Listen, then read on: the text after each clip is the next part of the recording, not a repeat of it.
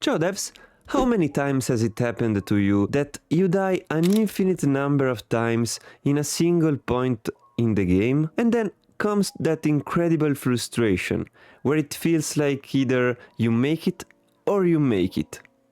Well, this is the classic try, learn, repeat, win pattern. A pattern that's not exactly hidden in many video games. So why do we like this pattern so much? We are almost drawn to it, to the point where we spend hours trying to get past a specific point in the game, just to finish that level or solve that puzzle piece. But why? Because the sense of well-being that comes from accomplishing something that made us sweat buckets is a psychological pleasure known as principle of positive reinforcement.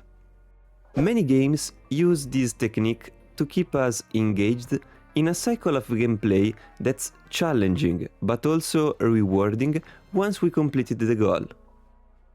Let's take a couple of examples. Souls-like games. The classic example of this type of pattern. Games with a high degree of challenge, generated either by our combat style for a personal challenge, or more simply by not knowing what a particular enemy will do. We try to beat it the first time and die after a few moves. We try the fourth time and we are so close to beating it. Then on the fifth time, either by luck or because we finally figured out how it works, we beat it. Another example is precise platformers, and one of the coolest one is Celeste, a platformer that, at times, is precise down to the pixel or frame. You will have to fail a few times to really get the hang of things and continue through the level.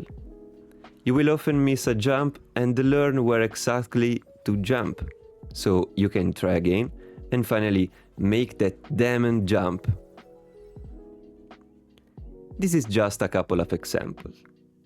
The pattern is clear. Try. Move toward a goal not knowing exactly what to do to surpass it. Learn from your mistakes and use what you've learned from previous attempts to improve. Repeat. Follow your steps and improve, cycle after cycle. And finally, win. Complete your goal, enjoy the moment and move on to another, even more glorious objective. However, a word of caution. This pattern doesn't apply to all video games. Often we have games where random takes over, and we can do nothing but accept the pattern generated by the almighty computer. A clearing example are roguelike games, where the items are often so random that you could end up with 93 radishes in a row just to defeat a single boss. And then, well, let me see your try, my friend. If you're interested in this topic, I will make a dedicated video, but for now, let's continue and learn. One of the pioneers of this technique is Ghosts and Goblins, published by Capcom and known for its high difficulty. And it's a title from 1985. Can you believe that? Can you break out of this loop? Time and time again, we have this approach in video games, where the player has to improve and learn in order to become more skilled and enjoy the experience even more. So generally, we can't escape this pattern unless we are someone with extraordinary instincts who can pull off a miracle on the first try, but in the most cases, no, we can't escape this. As a developer, how can I balance this pattern to prevent my players from getting bored? Let's shift to a more modern approach, and I swear I'll finish up soon. We can think of it a bit like AI.